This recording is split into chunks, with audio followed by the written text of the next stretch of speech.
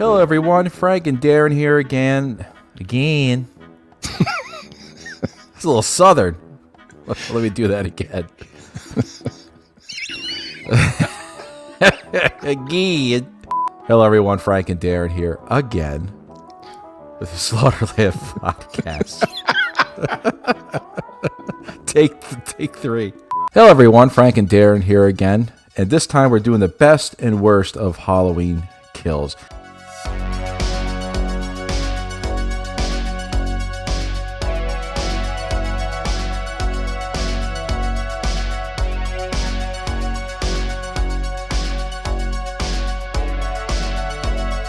Darren, you and I have seen this movie multiple times, probably quicker than any Halloween movie to come out.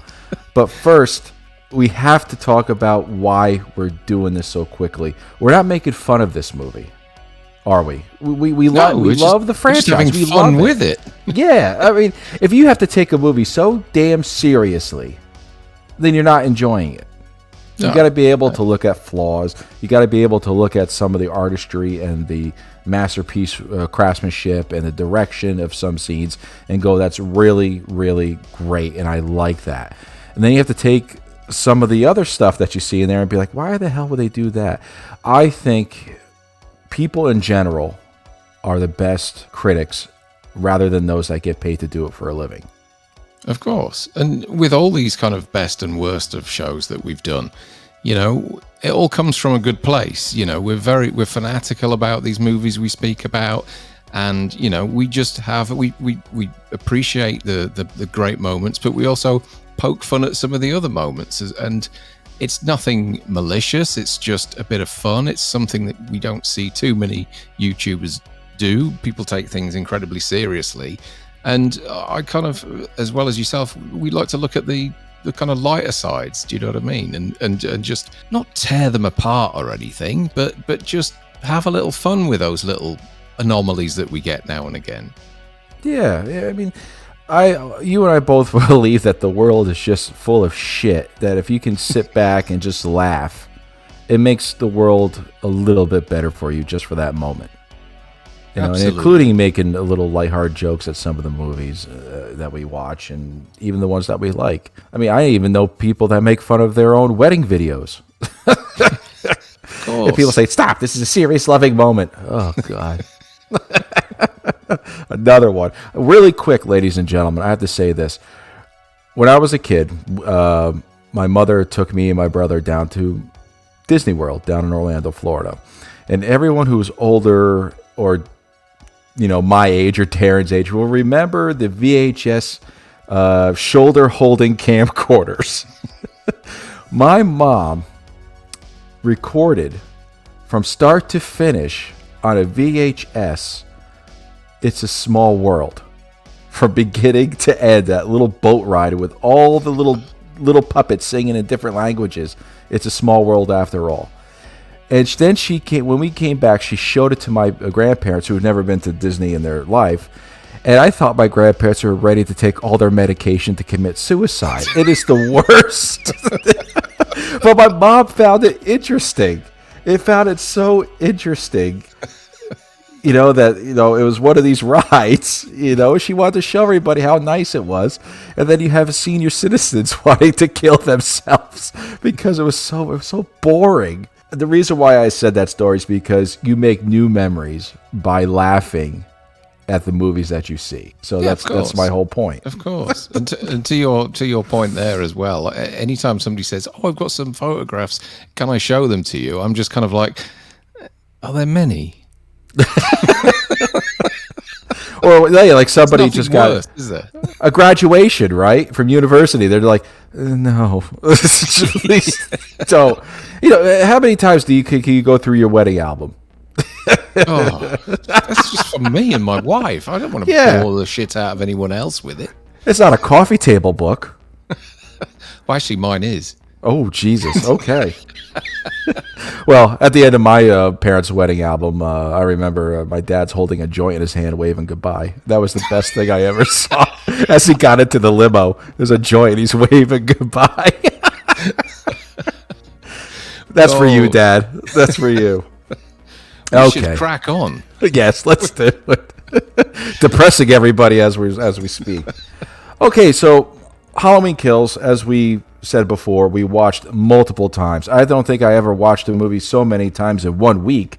Especially since it's been streamed on Peacock and in the theaters. People have obviously multiple times in a week, in a day, in a few hours to see it. So I think you and I have done it a couple times. I think you've done 4 and I've done 3 because you watched yours today. So let's get to it. Your best character of Halloween Kills. So my best character in Halloween Kills is one that a lot of people weren't expecting to see in it, and that's Frank Hawkins. I firmly believe that to me it's his film. It's his story, starting with the flashback, and how his actions from the past have had huge ramifications and consequences on this one night. Everything is kind of, when you think about it and you piece it all together, be it what happens with the mental patient in the hospital or Michael's rampage in the town, is all down to Hawkins and his reluctance to allow Loomis to kill Michael back in 1978. We all know that flashback sequence is incredibly well done. Superb. Superb. It's the best moment in the film, and it's Hawkins's flaws as a cop and as a character that cause a hell of a lot of this to happen, or pretty much all of it to happen. It's astounding what the kind of domino effect of that is over the years. And although we didn't see much of him, I think what we did see between him and Laurie in that kind of in that hospital room, and I thought it was kind of weird that they pushed the two of them in there together, but that's, there's a lot of weird things going on in that hospital, a lot of really bizarre sights in there. So that moment with Laurie and Hawkins in the hospital room is, one of the kind of highlights of the movie for me, because not only are we learning about the past and the mistakes that Hawkins has made, but we're also, I think, foreshadowing, what's to come. I think it's a good idea that David Gordon Green's allowed a bit of breathing room after this movie, to allow certain characters to recover, and possibly form a unit 3 or 4 years down the line. And so I really hope that we get to see more of his character in Halloween Ends, hopefully as a kind of a unit, as a family unit, maybe with Laurie and maybe with Allison as well. The more I watch it, the more I don't think there's anything there in terms of him being, I know a lot of people have said maybe he's Allison, maybe he's Karen's father. I don't think that's the case at all. I just think that there's a little bit of history there between Laurie and Hawkins, and I think it'll be nice to see that explored, and hopefully we see more of them in the next film. There's a trust between Laurie and Hawkins. There's a trust. I think they always had each other's back, and they gave each other their space. But it'd be nice to see two people when they come back in Ends who are really people who know how to handle a situation. Yeah. Absolutely. They're always prepared. They have a cool, level head. I could see why you picked Hawkins, but for me, my best character is actually Karen. Okay. Last time I said she was the worst. She absolutely redeemed herself in this one. Yeah. She was actually trying to keep calm from this riot, from this mob. She was actually being a mother to everybody while Laurie was laid up. She was taking everything in charge, telling everybody, we got to think about this, think it over. She was able to, stab Michael with the pitchfork and actually protect her daughter, kick him in the neck, while he's laying on the step, and actually bait him into another trap, saying, "Gotcha." So when she is in full full protector mode, she can't be stopped. She knows what she's doing. Yeah. But she's not as crazy as Laurie is. Oh no, nobody is. No. Yeah, nobody is. Not even Michael. No. But yeah, it's a shame to see what happened to her at the end. But unfortunately, I do think she is gone. I think she is dead because Michael really doesn't leave too many victims alive, except for Allison. Well, that because Karen. Do you think? I mean, there's a few question marks over one or two characters. I honestly think that they meant to kill Lindsay.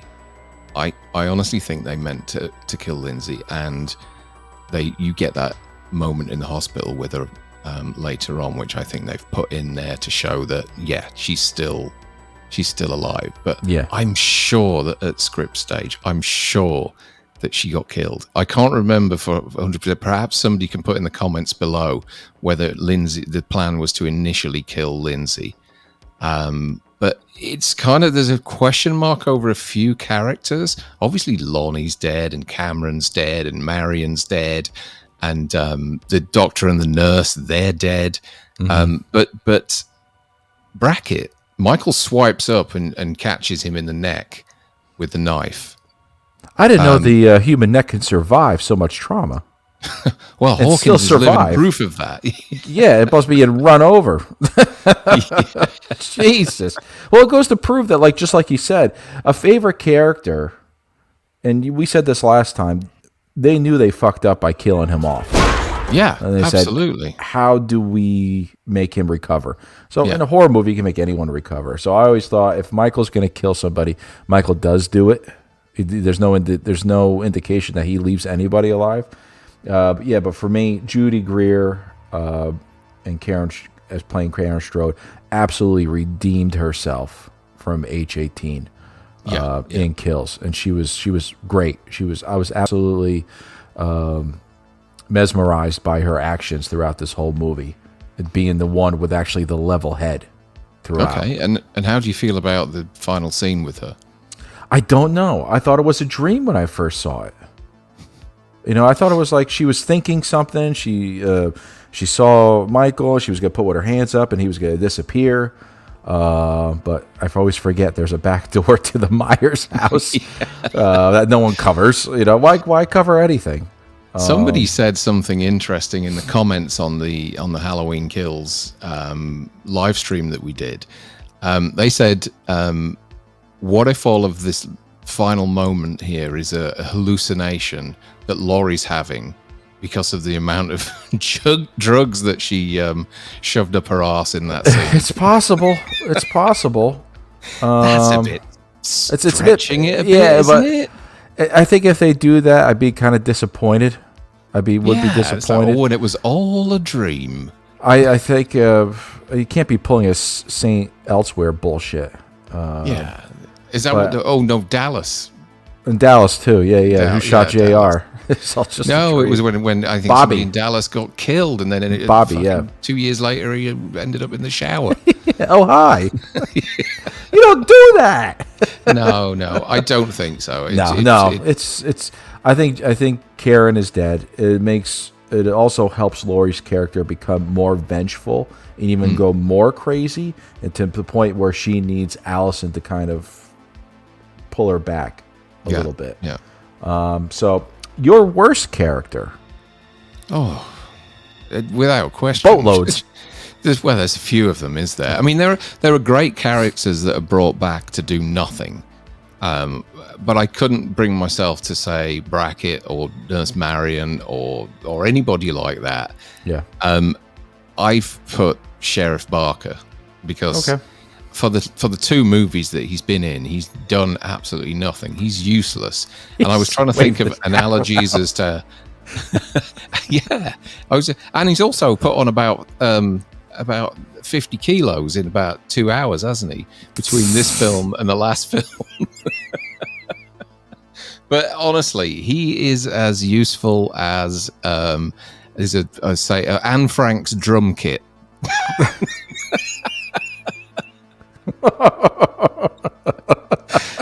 Yeah, he's terrible, and every situation he gets himself involved in, he's just not able to control it whatsoever. Even his old officers don't listen to him. No, nobody does. Nobody does. He has no authority at all, and it's just, it's the character needs to be given a little bit more, like Brackett in the original Halloween. He had some authority. He had some assertion. This guy's all over the place. It's that cowboy hat. No one takes him seriously. Dude, this is Illinois. What the hell are you wearing that for? And that just shows you, I mean, like, there's nothing wrong with the actor himself. I've seen him in other things, and he's totally good. It's just the material that he's given to work with. And I feel for the guy in that role, because the quality of the material he's given to work with is just rubbish. It's absolute garbage. And right from the get-go in Halloween 18, he was awful. And it was clear after just a few minutes that Hawkins was the standout. And that was nothing to do with Will Patton being a better actor or anything. It was just that the character was a lot more layered and better the history written. He has with Michael. Yeah, exactly. Whereas Barker's got nothing. And so, I mean, did he survive? I think he did, didn't he? Yeah, remember last time we saw him on the steps with his crushed cowboy hat, and he's just like, "Oh, motherfucker." that was just basically his expression. He's lost all control. He was screaming up the steps, having a go at playing hell with Brackett as well. I'm the sheriff around here, not you, Lee, and all this kind of stuff. And okay, you can continue this discussion, because my worst character, because it broke my heart of what he could have become, and that's Tommy Doyle. Tommy Doyle was a leader of a mob that went around to different parts of Haddonfield trying to get people all worked up about Michael. There was people outside a convenience store that was just like, I have no idea what's going on. We're going to go kill somebody? Oh, this guy wants to lead us? Okay, let's go grab our shotgun. I'm going to grab an iron, a golf club. Let's all do it. Okay, let's all grab it. And Tommy's going back and forth into the hospital. I'll go get him, Lori. Runs back. Oh, remember, everybody, evil dies tonight. Let's go chase an innocent person. I had so much promise and so much hope for Tommy. I thought he was going to be this person that Michael was unable to kill. Not to the point of being supernatural, of course, but he was going to be able to, take the bat, which he stole from the bar for $5, old Huckleberry, and he was like, nighty night, nighty night. That just bothered me. Some of his lines. But I had such high hopes for him. And I know there's some people out there that wanted Tommy to be more of an important role, except for a rabble-rouser. And somebody who incites violence. And who was getting his own emotions ahead of him. And he just became disappointed. After everybody in that scene beat the living shit out of Michael, supposedly, it was Karen who did the final blow, who did more damage. Yeah, Tommy let everybody take a whack, and he only got one swing out of this whole movie on Michael. One swing. And as everybody's getting killed, he had no choice but to stand back and like, what did I get myself into? You sounded like the ranger from Halloween 2 then. What did I get myself into? What do I got to lose? Except for my life. Evil dies tonight. But do you understand where I'm coming from? That Tommy was such a disappointment. He was. He was. And, as I said before in the stream, that whole kind of, and we get it, they're all brought together as survivors. It's not kind of like coincidental they're in that bar. I understand the fact that they're all survivors of Halloween 78, and they're all together. It's the 40th anniversary. But the whole speech that he gives to the room about how important it is that we're all together now and that we'll not be beaten by this. But you're all going to die anyway. But you're all going to die anyway. And also, and here's a fucking ventriloquist, and tomorrow night's bingo, everyone. Oh, fuck. So after you told me this, that one time, maybe not today, maybe not tomorrow, or next Halloween, but the boogeyman is coming for you. You're all fucked. Who wants a beer? And he got some old bum dressed as a king. It's in the front. It looks like he went to medieval times. But anyway, I can go on about Tommy, but But so that's he's your worst. He's your worst. Yeah, character. just because so much promise he could have had. So they could have done so much with him. So much. Maybe he should just stick to kind of creating women out of Barbie dolls in his bedroom with a bra on his head. Yeah. Or stealing panties. Okay, your best line of Halloween Kills. The more he kills, the more he transcends. It's my best line as well. That was going to be my worst line until they corrected it when I saw it in the movie. The more he kills, the more he transcends. Well, you have to transcend into something. It's pure physics. You have to go somewhere. So finish the fucking line. It doesn't make any sense. Yeah. So the actual best line, and I agree with you, is the more he kills, the more he transcends into something else, impossible to defeat. And then she says, "It's Michael has been, made everybody afraid, and that's his curse to the town." Yeah, and it kind of, there's David Gordon Green stood there saying that he's not supernatural. This line kind of, I guess, doesn't explain that away, but it sort of, it describes to us that the more carnage he creates, the more damage he does, the more he's kind of consumed by evil, and the more he's kind of repellent to anything that's going on around him. His mind just focuses on one thing. Yeah. You and I and everybody watching, there's been a point in our lives when we have something affected around us physically, but we're focusing on one thing. And then all of a sudden we're like, oh, that happened? When did that happen? It's the same thing with Michael, but he's more in tune and more keen to what he wants to do. It's usually, shit, I just drove 200 miles? Yeah, exactly. 100%. You don't know how you got home. What the fuck? You're in bed already reading a book. Did I don't remember the journey. But I agree with you. That's the best line. Yeah. So let's tell everybody what our worst line is, and it's probably the same. It's probably what everyone's worst line is. My worst line is, it's by a few of the characters. I mean, it's okay, the evil dies tonight gets on everybody's pip. It really does. And we have Nurse Marion to thank for that. I think she's the first person to say it. Yes. She is. And the only reason why she probably says it is because she worked with Loomis so long, and she knew what Michael was. But I'll let you continue. But for me, it was that evil dies tonight, just because you don't need to say it more than maybe twice. This is said in every fucking scene and by everybody. And it's, a line is terrible when everybody is taking the piss out of it and changing it.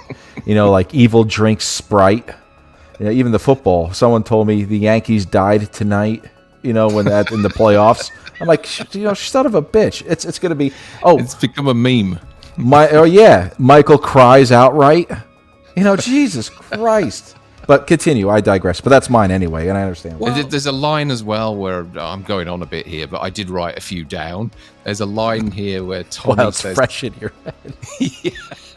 There's a line here where Tommy says to Sheriff Brackett, or Brackett as he's known now, and it's the bit where the guy's dead. He's jumped out the window, and I don't know if anybody's noticed, but he kind of jumps face first. But when he lands, he's on his back. I don't know how that happened, but anyway, Tommy turns to Brackett and says, "He's always. Are you sure it's not him? He's always worn a mask." And it's like, the guy's like 4'2" wide. And remember, Tommy saw the two escaped patients on the screen. On the TV. You didn't see Michael with that fucked up eye from Lori? That didn't. It happened in your own goddamn house. And it's just the guy looks like Riff Raff, for crying out loud, from Rocky Horror. How they, I don't. Anyway, we're going down another hole. But also, I mean, with regards to other characters and not being given enough decent material to work with, I mean, poor old Nancy Stevens. The phone hasn't rang for years, and you can just imagine that conversation. Hello? Oh, really? You want me to come back? "Oh, you're going to kill me in the first 10 minutes again?" Okay.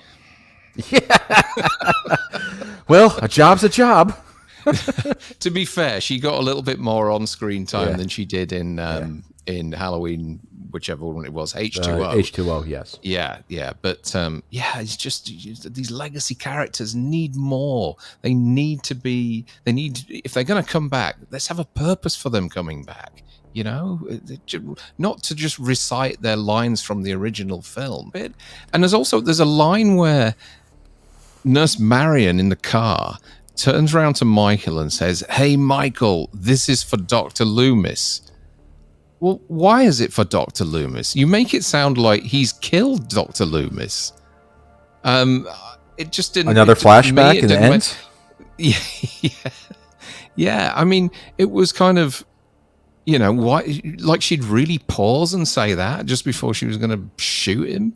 But also the same thing happens again, and it's later on when Brackett faces up to Michael and turns around and pauses and says, "Michael, it's Halloween. Everyone's entitled to one good scare." Boom. And it's like, I don't think he even fired a gun. I can't remember. I think he did. I think, does he shoot him? Nope. I kind of think he is. One guy did. I thought Brackett took a shot at him as well. No, he didn't do shit. Okay. He didn't do shit throughout the whole movie. Tommy! His character was awful, and I know that he wasn't law enforcement anymore, but still, Brackett was quite a strong character, and we didn't get any sign of that. He was just kind of whinging all the time throughout the film.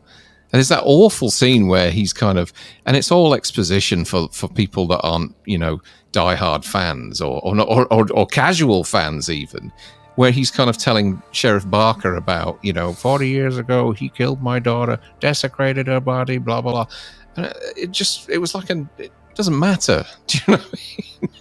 He needed some better lines to kind of get him through this movie. And what we said before about him possibly having a moment with Laurie, or even acknowledging her and what she'd done with the house, or something like that. I don't know. It just for me, a lot of missed opportunities. It was a lot of missed opportunities. Yeah. All right, so now your best kill. My best kill. Now I thought about this hard because there are so many that are good. There really are. I don't think there's really a bad kill in this film. No. But I have to go with the one that kind of shocked me the most. The one that really made me kind of jolt forward when it happened, and that's the knife in the eye in the car. Is that yours as well? It's mine too, because it made me laugh. Did it make you laugh? I giggled. You know what? I was the only one in the auditorium going. I do I love a moment that makes me go, "Whoa!" And that really made me go, "Whoa!" It's the initial impact, but also it's that really eerie attempt to kind of function that I forget what his name is now. Marcus, I think, is his name. It's his really that kind of awkward attempt to function with his arms as he's kind of falling back into his seat. It's a nasty kill, and one that really doesn't kind of hold back at all. There's no cutting away or anything like that. You just watch the guy die nastily. It's really tough with a little bit of spasms. Jerking. Like the brain's still trying to connect. Exactly. Like he's still trying to fight, but his arms are just uselessly kind of flailing around and just a little. Yeah. Nasty. That's my best kill because I just laughed so hard. Everyone, my wife just went, "Oh," and turned. It is. And then, but her worst one was when Sandra got the light bulb in the neck, and you could hear the blood coming out of the tube, echoing out like pouring. But my best kill is the knife in the eye. Your worst kill, if you had to pick one. I was just going to mention another kill, which we talked about it kind of last week about his playfulness with The character is called Phil. So you've got Sandra and Phil, who are that old couple at the start, and when he's stabbing her in the back, there's something really creepy about it. There was nothing. It wasn't shocking. There was just something really unsettling. He tilted his head a little bit too while he was doing it. He did as he was doing it, yeah. And it's all kind of it's out of focus, and the camera is kind of focused in on her head as she's dying Sandra's and watching head, what's going in. Yeah, with her husband. Yeah, she's focusing in on what's going on, and yeah, it's just that kind of playful way that he's making a pincushion out of the guy, and yeah, seeing how sharp the knives are. Well, another one that made me laugh too is Cameron's, getting. That was a tough kill. When he was coming down the steps, and he's just like, "Oh, do you want to see your dad for one more last time?" And there you go. There's your father. Hey, Dad. That also made me laugh, and I go, "Hey, Dad." So worst kills, like you said, there's not really much. For me, I have to go with something that didn't make me cringe. It's not. It's kind of off screen, but it looked like it was kind of basic, and that was it's not really off screen, but it's Nurse Marion inside the SUV, and it was just stabby. Okay, and that was it. Yeah. Again, as we've said, she's not the worst. She's. I mean, it's the worst of the best, if you know what I mean. But she doesn't really have the best death because her character makes some really stupid decisions and says a really daft line. So it's kind of like, for me, I agree with you. It's the worst kill. Shooting all the windows out, getting carried away with that gun, and they're using all her bullets up. Trying to quip with Michael with her line about this is for Loomis, and then the gun's empty and she's gone. But at least she got to kind of hang there with a Halloween 3 mask on her head. That was quite a nice touch. She could be alive. She could, yeah. Yeah, everyone could be alive. Okay, so now we're getting to our final part here. What is your best moment? So my best moment in this film, I think, I kind of thought quite hard about this because I wanted it to be something different. The flashback is all right as everybody's best moment, but I wanted to kind of think away from that. We've talked about the kind of flashback in the live stream last week quite a lot, and apart from a couple of little niggly things, it's kind of faultless. But I like that whole kind of when Michael first starts his rampage. So you get the moment in the car with Marcus and Vanessa. And Nurse Marion. I think that's pretty grim. That sequence where he kind of he's on the roof and he jumps off, and then it kind of, I can't remember whether the Lindsay sequence is slightly before or slightly after, but that scene when he's stalking Lindsay as well is terrific. And you get that moment where he's walking across the bridge. They did a great job on the lighting in that sequence, the way that it's kind of rippling against the image of Michael, and she's watching in the reflection as he walks above. I thought that was really cool. And did she sustain any injury other than being kind of slightly strangled and thrown on the floor?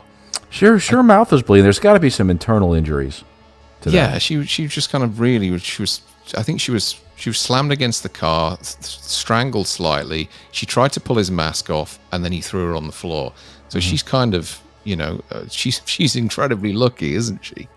Yeah. But yeah, that whole kind of moment, that whole sort of 5 or 10 minutes with that sequence, and the Marcus and Vanessa and Nurse Marion, and also the Vanessa moment where he kicks the car door and she blows her own brains out with a Desert Eagle. It's great fun.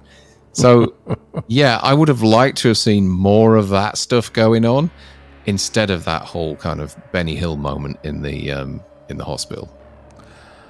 I have to give props to the guy who played Michael in that scene in the park, and that was Douglas Tate, who played Michael. And it said on Halloween Daily News that getting hit by those bricks really did hurt. It really did hurt. Oh, when she fills up the sack and hits yeah, him. yeah. Even though there wasn't like real bricks, he said, it still hurts. And he was reacting to her getting, to her hitting him. And he said, was a little bit overzealous with his choking of her because he was physically reacting and he didn't mean to really hurt her that much. But so that was not James Jude. That was a guy called by the name of, he's a stuntman called Douglas Tate. So props to him for being another Michael. Did they say why he did that sequence and not James Jude? Is it because James Jude's kind of knocking on a little bit now, or?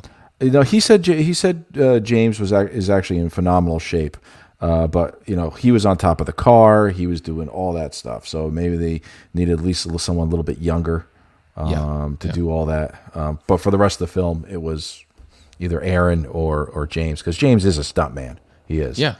But I don't think they want to put bricks in front of James's face and lose their star. I mean, it wouldn't have been real bricks now, would it? No, but if you don't trust anybody, you're like, I'm not going to put your stunt double, Yeah. My best moment was actually going to be the beginning where we see the firemen get slaughtered. But I thought there was going to be more to that, but the trailer took all the mystique out of it. It was 100%. They showed everything.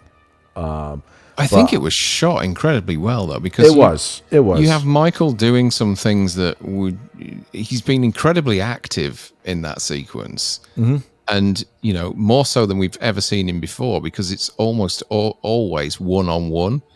But when there was like 3 or 4 people there, and I think the way they did a great job of shooting it, because it's almost like he's in silhouette throughout the whole sequence. With the fire in the background, and it kind of takes away that awkwardness of seeing him trying to fend off and fight 3 or 4 people at once. So I really enjoyed the way that they put that sequence together. I thought it was great. It's good because the mob scene at the end could have been done differently. It could have been backed up a little bit so we saw everything, but it was the director's choice. But for me, it was the fight with Allison and Cameron and Lonnie and Judy at the Myers house. And everything while he was in there with Big John and Little John, everything in that whole house for me was a good moment, was the best moment. Because he was there, he was looking out the window, and someone came into his house. He's like, why can't anyone just fucking leave? And just not come in. And then he shows back up and he still looks out the window over at Haddonfield. Seeing young Michael was kind of bizarre in the window. I don't know why they did that, but it was kind of bizarre. But the kills and the assaults that Michael does in the house. Finally, we saw the Myers house. We finally saw what he can do inside that house and why he's so connected to that house. For me, that was the best moment, leading up to the end, back into the house. It would have been the fire scene like we just talked about, but the trailer gave it all away. It probably would have been. It's interesting. And can I ask what your thoughts are now after seeing it 3 times? Are you warming to it a lot more? Is it kind of like a Stockholm syndrome moment where you're kind of, I gotta go back.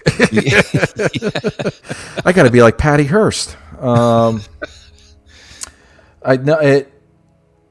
agree with our friend Dave McRae. H-18 is a better shot movie. Yeah. After seeing this, but this movie is quite fun. Knowing that you expect to, go up and go to the bathroom and get yourself, something from the kitchen to eat during the hospital scenes. It is a fun movie. This is probably going to be my H4 of this trilogy. This movie. But I know that the original 78 is the best movie. And like Dave said, Raiders is the best movie, but Temple of Doom is the most fun. I think Halloween Kills is the most fun so far of the trilogy. Yeah, it's interesting, isn't it? I mean, my initial thoughts were incredibly mixed. First viewing. Yeah. And I feel more strongly about the misdirection of the mob scene. So in the trailers, we're kind of led to believe that Michael is going to the hospital, and what you're seeing on the trailers is them fighting Michael or chasing Michael, or the mob is there for Michael at the hospital. And for me, because the film goes in a different direction, and the direction it went in I didn't like at all, because how can you mistake the fact that this short ass with long hair and a balding head is Michael Myers? It's clearly not him. You know, the size, the shape, and you would have had pictures and the news over the years. You look at any serial killer that's out there at the moment, they don't put not that's out there that's been locked up. They don't put pictures of them in the clothes that they were wearing when they were doing the business. They're exposed. It's a mugshot, and so everybody would know what Michael Myers looks like. That's what I can't get my head around. Especially Tommy. Yeah, exactly. Especially when he saw it on the TV in the bar, I think, wasn't it? It was on the television, yeah. Yeah, there was only two of them.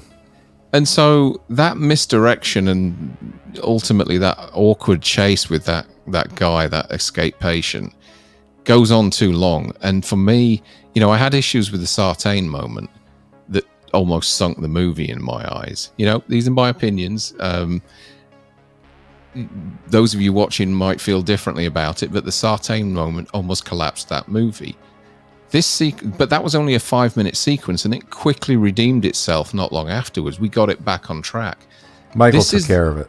Yeah, this is the bulk of the movie, this kind of misinformation and mob mentality and, almost like a Chinese whispers type thing.